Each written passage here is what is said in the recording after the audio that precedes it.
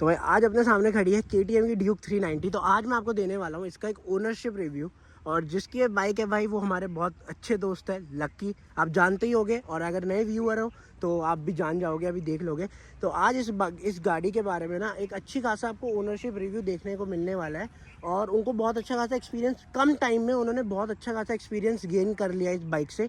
तो वो सब कुछ आपको इस बाइक के बारे में डिटेल में बताएंगे और ये कितने किलोमीटर पे आपको ओनरशिप मिल रहा है। इसका एक तो ना मीटर इतना प्यारा है ना, 2705 2700 किलोमीटर चल चुकी है यार कम समय में। शायद मेरे ख्याल से 2 ही महीने हुए आपको लिए। हाँ, एक महीने में 2700 किलोमीटर। तो एक अच्छा खासा एक्सपीरियंस तो हो चुका होगा। तो सीधा बुलाता हूँ भाई ओनर को, लक्की भाई। क्या हाल है लक्की भाई? बढ़िया बढ़िया। बहुत टाइम बाद मिल रहे हो। थोड़ी तबीयत सी भी ऐसी खराब हो गई। हाँ यार, पॉल्यूशन, दिल्ली का पॉल्यूशन तो है ही। और ये तो त्योहारों का महीना है, हाँ तो फिर समय थोड़ा सा मिल नहीं पाया। चलो, तो भाई आपको हो गया 1 महीना ये बाइक लिए हुए। हाँ, 1 अक्टूबर को ली थी मैंने। हाँ, नवंबर आपने ली 27 सितंबर को। हाँ, 1.5 महीना हो गया मान लो। ठीक है। 1.5 महीना हो गया। हाँ, तो इसमें आपने टूर भी कर लिया, सब कुछ कर चुके हो अच्छे से। आप ऑफ रोड पे छोड़ के ऑलमोस्ट सारी चीजें हो गई हैं। हो गई है तो अच्छा खासा एक मतलब आपको एक्सपीरियंस हो गया है इस बाइक के साथ। हाँ, मतलब और पता तो चलिए बहुत सारी चीजें पता चल गई, कुछ चीजें जो नहीं भी चल पाई होंगी हाँ। समय के बाद पता चल जाएंगी, पर ऑलमोस्ट जो आप लोगों को जानने वाली चीजें वो तो सारी पता चली गई। अच्छा, तो आप भी बताओ, शेयर करो जो आपको सही लगता है। यार देखो, सबसे पहले तो क्वेश्चन यही उठेगा कि मैंने बेनेली देख के मैं इसकी तरफ क्यों। हाँ, मेरा भी यही क्वेश्चन सर था। यही जानने चलेंगे कि तू पागल है क्या सुपर बाइक को छोड़ के। हाँ, 650 सीसी से सीधा 400। 400 सीसी, ये भी जो सारी चीजें। देखो, मुझे एक शौक पूरा करना था, शॉर्ट में बता रहा हूँ बहुत, मतलब हाँ story हाँ, तो बहुत बड़ी हो है। जाएगी वीडियो। शौक पूरा करना था। शौक पूरा करने के लिए मैंने बेनेली ली थी, क्योंकि मेरा इतना बजट नहीं था कि मैं किसी और सुपर बाइक पे जा पाऊँ, जो प्रैक्टिकल बात है। मैंने अपनी सुपर बाइक ली और फिर उसको मैंने खूब अच्छे से चलाया।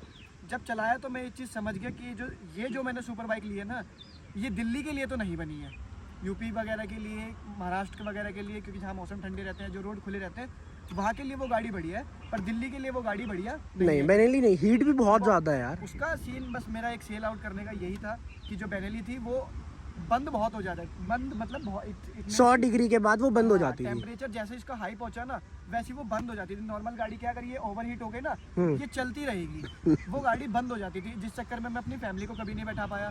किसी को अगर साथ में बैठा के ले जाऊँ तो भी माइंड में हमेशा वो चलता रहता था।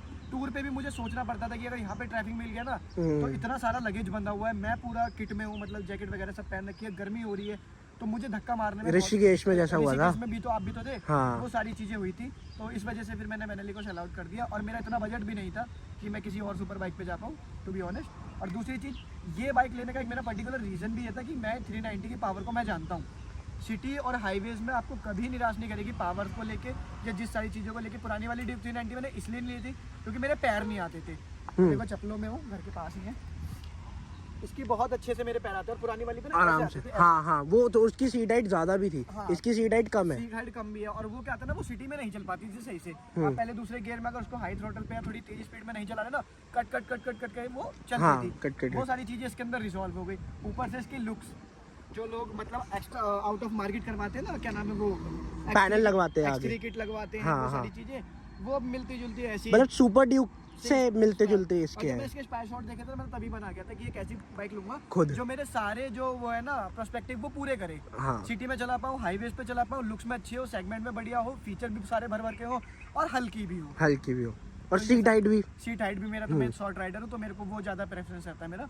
तो ये सारी चीज़ें, ये सारी क्वालिटी मेरे को इसके अंदर मिली। और RTR 310 मैंने क्यों छोड़ दी, उसका सिंपल सा एक रीज़न है कि मुझे उसका जो आफ्टर सेल है वो अच्छा नहीं लगता। वो एक तो गाड़ी आपको बेच दी, उसके बाद आप सर्विस पे जाओगे ना, हर चीज़ में आना कहानी। अब मैं बोलूँगा यहाँ पे नट ढीला हो रहा है, सर वो तो रहता ही है। इसके अंदर वाइब्रेशन आ रही है, TVS है ना, उन्हें कुछ पता नहीं है यार, वो सही से मतलब डील नहीं कर पाते। मैं भी प्रेफर नहीं करता TVS की कोई बाइक्स पे, प्रेफर नहीं तो करता। अब भले इंडियन मार्केट है, इंडियन ब्रांड है, इसका मतलब ये थोड़ी ना अपने 3 लाख रुपए बहा दूंगा मैं। हाँ बिल्कुल नहीं ना, बिल्कुल। 3 लाख 10 एक नॉर्मल प्रैक्टिकल बात सोचना, 3 लाख 8 हज़ार रुपये की आपको RTR 310 मिल रही है, जिसके अंदर जो ये क्लाइमेट सीट है और ये एडजस्टेबल सस्पेंशन है, अलग पैसे है। उसके लिए आपको 40,000 रुपये देने हैं। 19,000 की एक किट, 21,000 की एक किट, मतलब कितने हो गए, 3,08,000 और 40,000, 3,48,000, मतलब राउंड 50 हो गए, 3,50,000। 3.5 लाख, 15,000 रुपये देके 400 सीसी का इंजन लो। हाँ बिल्कुल। एक्स्ट्रा कुछ नहीं खरीदना। हाँ, सब सारे फीचर्स है इसमें। सारे वही तो नहीं है क्लाइमेट कंट्रोल, उसका फायदा क्या है? चलो फायदा होगा भी, हाँ। और आपको 400 सीसी का इंजन भी तो ज्यादा मिल रहा है, जिस चीज के बिल्कुल। आप यूज टू नहीं हुए। उस चीज़ को अगर नहीं भी लोगे ना तो कोई इतना ज़्यादा फर्क नहीं पड़ेगा। तो बिल्कुल। बस ये वाली चीज़ें मेरे मन में पहले से ही थी, तो मैं इसलिए ड्यूक की तरफ चला गया। और ये मेरे को 363 की पड़ी थी, और ये दिल्ली की पहली ही है। दिल्ली की पहली, हाँ। थोड़ा लेने में दिक्कत हुई थी पर हो गया अच्छा, था। ठीक है। अच्छा, एक चीज जो भी MSK के उसमें था, हाँ। मिसिंग की प्रॉब्लम, वो आई थी आपके उसमें? मतलब 2-3 इसके अंदर डिसएडवांटेज है। एक डिसएडवांटेज तो मुझे भी बहुत खला था, मेरे शॉर्ट्स में देखना या आप लोगों ने बहुत सारी वीडियोस में और सारे ऑनरशिप में भी देखा होगा कि ना, वो जैसे आप रेस दे रहे हो, क्लच अगर चलती चलती गाड़ी पे पकड़ लो तो गाड़ी बंद हो जाए, समझ आता है। पर ये क्लच छोड़ने के बाद रेस देते देते भी ना कई बार ऑटोमेटिक बंद हो जाती थी। 100 में से अगर मैं 100 राइड कर रहा हूँ ना, तो उस राइड में कम से कम ये 5-6 बार बंद हो जाती थी। अच्छा अच्छा अच्छा। फिर मैंने सर्विस करा ली, तो मेरे को एंड में जाके पता चला कि वो इतना कोई मेजर इशू नहीं था, वो क्लच के एडजस्टमेंट था। अच्छा। पर फिर मैंने बोला, मैंने कहा क्लच तो मैं छोड़ के चला रहा हूँ तब भी बंद हो रही है। तो उन्होंने फिर पता नहीं कुछ सर्विस पे कुछ ऐसा कुछ खास करा नहीं, नॉर्मल सर्विस करी, पर वो चीज़ें बंद हो गई है। अच्छा, रिजॉल्व हो गई वो? हाँ, पर अभी भी एक आध बार हो जाती है, पर कब होती है, जब गाड़ी ठंडी है। ठंडी है, अच्छा। जब गाड़ी यहाँ पे देखो, मैं बहुत अच्छा फीचर है जो मेरे को बहुत अच्छा लगा, शायद KTM के जो इंजन लॉन्ग टर्म नहीं चलते ना, वो अब चलने लग जाएंगे। देखो यहाँ पे ओके लिखा आ रहा है ना स्ट्रीट के ऊपर, इसका मतलब गाड़ी अब चलने की कंडीशन में है। और अगर चलने की कंडीशन में नहीं होगी, गाड़ी पूरी ठंडी होगी, तो यहाँ पे लो लिखा आ जाएगा। लो लिखा हुआ। और गाड़ी अगर बहुत ज़्यादा हीट हो जाएगी तो यहाँ पे हाई लिखा हुआ है, लो हाई ओके। तो ये चीज़ भी मेरे को अच्छी लगी। तो फिर बस वही था, एक मिसिंग जब प्रॉब्लम हो रही थी, मैंने उनको बोला भी, तो उन्होंने बोला सर ऑटोमेटिक सॉल्व हो जाएगा, आपका पहला स्लॉट है तो थोड़ी दिक्कत रहती है। पर फिर वो आया ही नहीं कभी, एक दो बार आया तो मैंने उतना कोई ध्यान में नहीं दिया। अच्छा, सर्विस की जैसे आपने बोला, आपने अभी तक एक सर्विस कराई है, एक सर्विस तो कितने की कॉस्ट बैठी थी? शायद बहुत सस्ती, 2000 के आसपास बैठी थी ना? 1650 रुपये। 1650 रुपए। आपका जो एयर फिल्टर है वो चेंज नहीं हुआ था, हाँ। सिर्फ ऑयल फिल्टर चेंज हुआ था। इंजन 80-100 रुपये का वो होगा, इंजन ऑयल चेंज हुआ था, और बस वही कूलेंट वगैरह टॉप अप हुआ था, और उन्होंने वो ल्यूब करा था। चेन लूप हुई ल्यूब थी के बस। उन्होंने पैसे नहीं लेते क्योंकि उनके शोरूम पे पहली गाड़ी थी। अच्छा, ल्यूब के अच्छा, 200 रुपये, तो उन्होंने थोड़ा सा मेरे को एक्स्ट्रा बोनस टाइप का दे चलो दिया। ठीक है, मतलब 1650 रुपए में आपकी फर्स्ट सर्विस हो गई, मतलब एक तरीके से ठीक है। हाँ, और मैं एक चीज़ यार मैं खुद ऐड ऑन करना चाहता हूँ, जो लोग बोलते हैं ना कि फर्स्ट सर्विस से पहले गाड़ी भगानी नहीं चाहिए, ये नहीं करना चाहिए। मैं फर्स्ट सर्विस से पहले 8 बाइकों से ड्रैग रेस करके आया हूँ, top end to top end 172 मार के आया हूँ। मेरी गाड़ी में कोई प्रॉब्लम नहीं आई है। लोग के मन में वहम होता है बस, और कुछ नहीं। हाँ, वो पहले से सब बोलते हुए आए हैं ना, मान लो वही चीज़ है। आपकी एक सर्विस नहीं हुई है, आपकी गाड़ी 120 के ऊपर जाके प्रॉब्लम कर रही है, आपको कैसे पता चलेगा? अब जब आपकी फर्स्ट सर्विस होगी तब तक 1 महीना हो जाएगा, कंपनी में लेके जाओगे कि 120 के बाद नहीं मिसिंग मार रही है, फिर पंप में दिक्कत आ रही है, 120 के बाद ना हाई थ्रोटल कर रहा हूँ ना तो दिक्कत आ रही है, झटके मार रही है, कंपनी वाले सीधा बोलेंगे 1 महीने बाद याद आ रहा है तुम्हें, बिल्कुल, है ना? तो वो चीज़ें मैं ये नहीं कह रहा डेली करो, एक बार कम से कम अपनी गाड़ी का फुल पोटेंशियल चेक कर लो कि हाँ हाई RPM पे क्या फीडबैक मिल रहा है उसका, वरना फिर 1 महीने बाद तो कंपनी, नॉर्मल सी बात है ना कवल भाई, हाँ वो बिल्कुल दिक्कत तो बिल्कुल देगी क्योंकि 1 महीने बाद याद आ रहा है तुम्हें, चलो समय लगेगा, पार्ट्स आएंगे तो हम आपको बताएंगे। बिल्कुल अब बिल्कुल स्टार्टिंग में पता चल जाएगा पहले दूसरे दिन में, तो उसको बोल सकते हैं सीधा, कुछ करो भाई। तो ये चीज़ भी थी। अच्छा, और वाइब्रेशन और हीटिंग का क्या सीन है? बहुत गंदा सीन है भाई इसका, बहुत, मतलब पर बहुत गंदा तो नहीं, पर हाँ। है अच्छी खासी, आपको फील होगी पूरी वाइब्रेशन तो अभी मेरे को भी फील हुई है। पूरी फील होगी भाई, टैंक पे फील होगी, राइट हैंडल पे फील होगी, यहाँ दोनों फुटरेस्ट पे फील होगी, लेफ्ट और राइट दोनों साइड में। अच्छा अच्छा, और इधर तो कुछ अच्छी खासी मेरे को ज़्यादा लगती है। ओके, बाकी बैठने के लोगों के स्टाइल के ऊपर डिपेंड करता है कैसे बैठते हैं। मुझे यहाँ पे क्योंकि मैं पैर टक इन करके बैठता हूँ ना, तो मुझे लगती है सीट के पास भी हल्की हल्की लगती है। अच्छा तो अच्छा ये अच्छा, पर बहुत ज़्यादा नहीं लगती है, पर हाँ ये है कि फील पूरी होती है। अगर आप छठे गियर में मार के 80-100 पे क्रूज कर रहे हो ना, तो भी वाइब्रेशन आती है। अच्छा अच्छा, तो ये नहीं होना चाहिए था, क्योंकि इसके कंप्रेशन रेशो को कम किया गया, तो हीटिंग इशू मुझे लगा ड्यूक 390 पुरानी वाली से कम हो जाएगा, पर उससे तो ज़्यादा ही हो गया। ये चीज़ भी, हीटिंग इशू ऐसे और कहीं फील नहीं होता।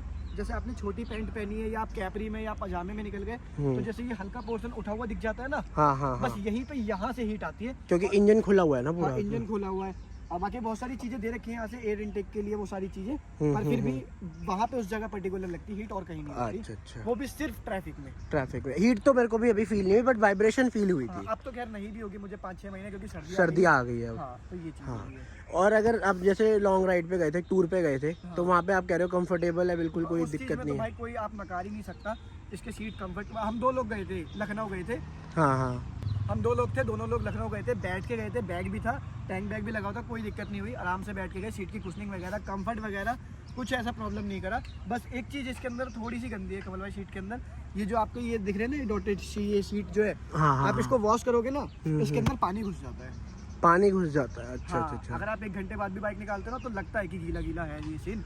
तो ये चीज़ें मेरे को बुरी लगी। अब इसका एक ही उपाय है, इसके ऊपर सीट कवर लगवाओ, बस ये है, कंपनी ने बताया भी नहीं था, ये तो अब पता चला जब मैं 1-2 बार यूज टू हुआ ना इसके। मैंने गाड़ी धुलवाई, 1 घंटे बाद जब धूप में गाड़ी चीज़ें पूरी सूख गई, पॉलिश वॉलिश मार के मैं लेके निकला, मैंने कहा भीगा भीगा सा लग रहा है, देखा पैंट भीग गई। अच्छा। तो ये चीज़ भी बुरी लगती है।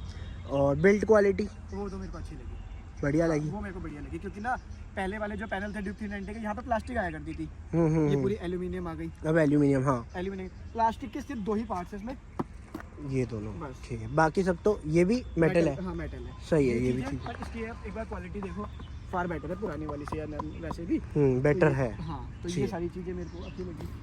और मेरे को बहुत ज़्यादा ऑरेंज नहीं चाहिए था, टू बी ऑनेस्ट। हाँ यार, वो मैं कोई KTM लवर हूँ नहीं, सीधी हम्म सी बात है। मुझे परफॉर्मेंस उसकी पावर अच्छी लगती है, मुझे कोई KTM से प्यार व्यार नहीं है कि मैं KTM अच्छा ब्रांड है तो मैं उसकी तरफ जाऊँ डेफिनेटली। कोई और ब्रांड में अगर ऐसे लुक्स निकले होते, ऐसी पावर होती है ना, मैं उसकी तरफ जाता। अच्छा अब ठीक बहुत है। ज़्यादा ऑरेंज मेरे को पसंद नहीं था, इसलिए मैं इस कलर ये कलर मेरे को भी पर्सनली हाँ, ये बहुत थोड़ा बढ़िया decent लगा सा है है, ना, डिसेंट सा है। हाँ अब मेरे बिल्कुल, मन में अटलांटिक ब्लू है ना ये। अटलांटिक ब्लू है। और इसके अलावा एक और आई है क्या? ब्लू में, वो तो प्योर ऑरेंज में, प्योर ऑरेंज है। तो सीट भी ऑरेंज देती है यार, वो तो हाँ वो तो बहुत ही घटिया ज्यादा लगती है यार। भगवा कर दिया उसने। हाँ आप कुछ कह रहे थे अभी। बस यही तो 2-4 चीजें थी जो मैं बता रहा था। अच्छा, लाइट्स के बारे में भाई। बहुत बेकार।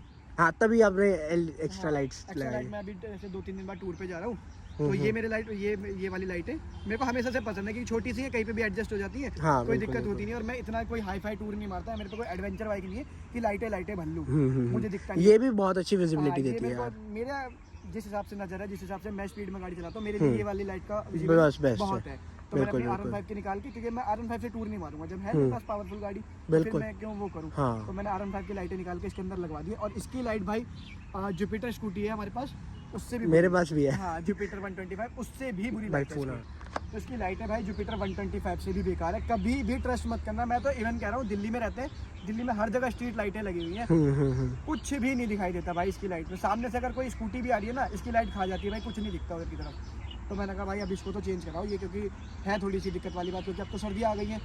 तो इसके अंदर एक लाइट में, मतलब इस लाइट में बहुत सस्ती, एक तो बजट में आ जाती है, देखो वाइट है, सर्दी आ गई तो मैं येलो चला के चलूंगा। येलो, हाँ सही है। 1000 रुपए की आती है। फॉगी वो होगा तो हाँ, उसमें फॉग वगैरह में भी काटेगी लाइट तो ठीक है। मैंने कहा चलो अब तो रिस्क नहीं लेते हैं, गर्मियों में तो कोई दिक्कत नहीं है, हाँ सर्दियों में तो चलते हैं, तो फिर लगता है। ठीक है। और माइलेज वाइलेज तो सबको पता ही होगी कि इससे एक्सपेक्ट मत करना भाई। 25 नहीं 25 भी नहीं देती, 30 3 टाइप की माइलेज देती है। मैं तीनों टाइप की दिखा देता हूँ आपको। अभी ये 22 की दिखा रही है, ठीक है। ये म्यूचुअल दिखा रही है, अच्छा मतलब आप चला के आए होगे, हाँ। आपने भगाई भी होगी, दिखाई भी हाँ। होगी, नॉर्मल गियर चैलेंज या जो भी सारी चीजें करी होंगी, मैं भी अभी यहाँ से भगाते हुए लाया, तो ये म्यूचुअल माइलेज है, 22-23 की म्यूचुअल माइलेज है। अब भगाते रहो 19 की माइलेज आएगी। अच्छा, भगाते रहो 24 घंटे भगा रहे हो, ये वो ट्रैफिक वगैरह सारी चीज़ें मिलती हैं, तो वहाँ पे 19 की या 20 की माइलेज आएगी। आप सिंपली क्रूज़ कर रहे हो, तो अगर 100 पे क्रूज़ कर रहे हो तो आपको माइलेज मिलेगी 25 की। 25 अगर आप 70-80 की स्पीड में नॉर्मल चला रहे हो तो आपको मिल जाएगी 28 की, इससे ज़्यादा नहीं मिलेगी। और ठीक है, 27-28 की मेरे को लगता है कोई निकाल पाएगा, निकाल पाएगा। क्योंकि ये गाड़ी ऐसी है ना, खुद कहती है कि थोड़ा भगाओ यार, खाली रोड दिखता है ना, वही तो। धीरे चलने में थोड़ी सी दिक्कतें होती हैं, हाँ। तो बंदा तेज ही भगाता है। ठीक है। बाकी मेटजेलर के टायर है, बेस्ट टायर होते हैं, पर आपकी क्या परफॉर्मेंस कैसा है आपके लिए? यार अभी देखो मैंने लीन वगैरह तो मेरे को ऐसा कुछ मिला नहीं, क्योंकि लखनऊ एक्सप्रेस वे पे गए थे, स्ट्रेट है वो तो। पूरा स्ट्रेट है। दिल्ली में कैसी होगी, ऐसी कोई लीन करने वाली कोई जगह नहीं है, जगह नहीं है। आप जा रहे हैं पहाड़ों में, अब इसका फीडबैक मैं दे पाऊंगा कि लीन में कैसे, वैसे अच्छे हैं। अच्छा जहाँ अच्छा, तक मैंने थोड़ा बहुत भी जितना मिल पाया वो मोड्स वगैरह चक्कर, तो मेरे को तो अभी तक का तो जो डैश लगा ठीक लगा, मेरे को कोई भी ऐसे नहीं लगा कि थोड़ा सा इसमें इंप्रूवमेंट की जरूरत है। बस ये है कि यार देखो 2700 किलोमीटर चली हुई है, मुझे ऐसा लग रहा है कि टायर बहुत जल्दी घिस रहा है, अच्छा पता नहीं क्यों ऐसा मेरे को लग रहा है। इनकी लाइफ 10,000 से ज़्यादा नहीं है भाई, बिल्कुल मेटजेलर की। मैटजीलर की, हाँ मेरे को ऐसा लगता है, नहीं है बिल्कुल भी। तो 3 मोड्स आपको इसके अंदर मिल जाते हैं। हाँ ये देखो, स्ट्रीट, ट्रैक और रेन। इसमें सबसे अच्छा जो मेरे को लगता है वो रेन लगता है। मतलब अगर हम सिटी वगैरह में चला रहे हैं ना, तो आप जितना मर्जी थ्रोटल दे दो, ये पावर उस हिसाब से ही डिलीवर करेगा, मतलब नॉर्मली डिलीवर करेगा बहुत ज़्यादा। ब्रेक भी ऑटोमेटिक एडजस्ट हो जाती है, कोई दिक्कत नहीं है। ट्रैक और जो स्ट्रीट और जो ट्रैक है वो ऑलमोस्ट सेम है, उसमें इतनी ज़्यादा कोई है नहीं। ये तो पहले भी आया करता था, स्विचेबल भी, सुपर मोटो और रोड मोड। ट्रैक्शन कंट्रोल आ गया, लॉन्च कंट्रोल आ गया। और एक चीज़ बहुत अच्छी है इसके अंदर, जो मुझे बहुत अच्छी लगी, ये रहा, ये स्पीड कंट्रोल है। जैसे मैं आपको दिखाता हूँ, मैंने इसको कर दिया ऑन,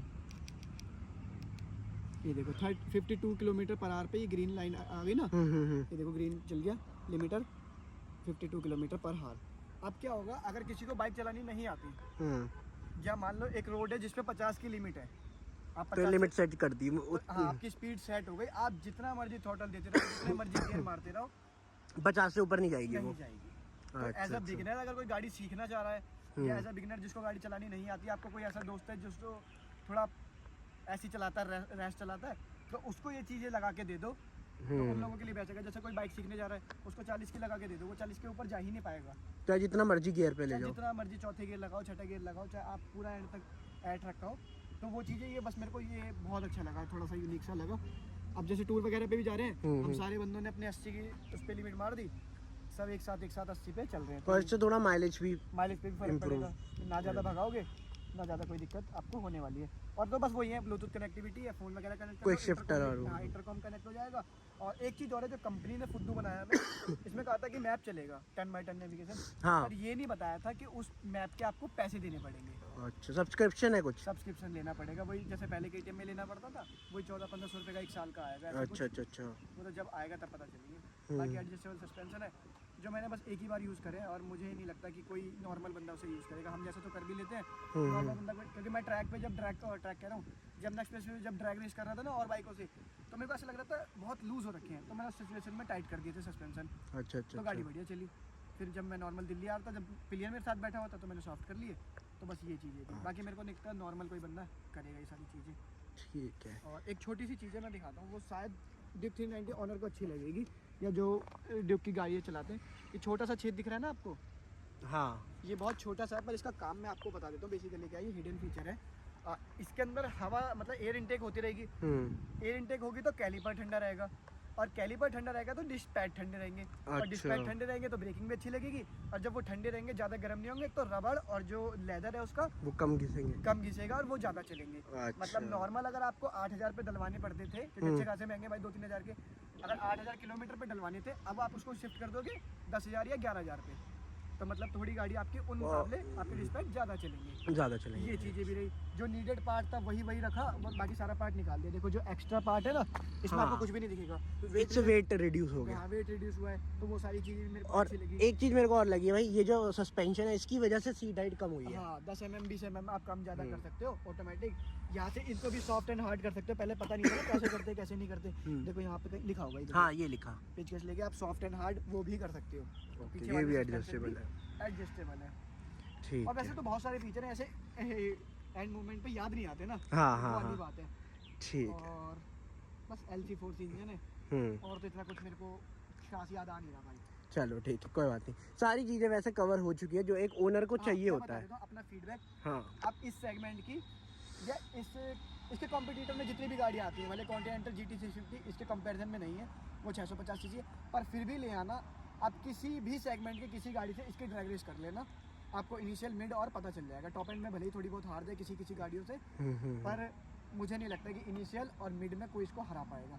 दूसरी चीज़, ब्रेकिंग में भी आप कंपेयर कर लेना किसी भी गाड़ी से, तो ब्रेकिंग और इनिशियल तो भाई हमेशा से KTM का अच्छा रहा है, तो मैं तो इस चीज़ में एग्री करता हूँ। बस यही सारी चीज़ें। बस एक बार आवाज़ सुना देता हूँ। हाँ। सुनना चाह रहे होंगे, जो पुरानी वाली ड्यूक 390 आती थी और जो नई वाली RC है ना, उन दोनों का मिक्सचर है ये। आप देखो कम RPM पे कैसे आवाज़ आएगी, अब हाई RPM पे चल रही है,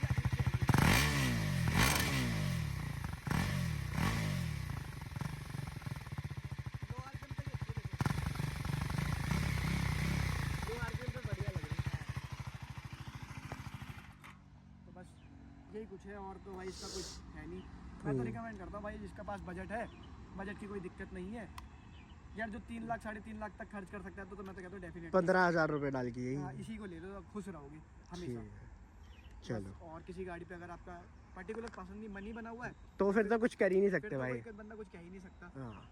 चलो, तो भाई ये था एक ओनरशिप रिव्यू। लक्की भाई ने अपने ड्यूक 390 का पूरा एक अच्छे खासा ओनरशिप रिव्यू दे दिया, हर एक चीज़ बताई है। तो अब आप मेरे को कमेंट करके बताना कि भाई आप क्या इस ड्यूक 390 को लेना प्रेफर करोगे, या फिर आप अभी भी अपाचे 310 पर जाना चाहोगे, तो कमेंट करके बताना। बाकी मिलते हैं फिर किसी और व्लॉग में, तब तक के लिए signing off, take care all of you.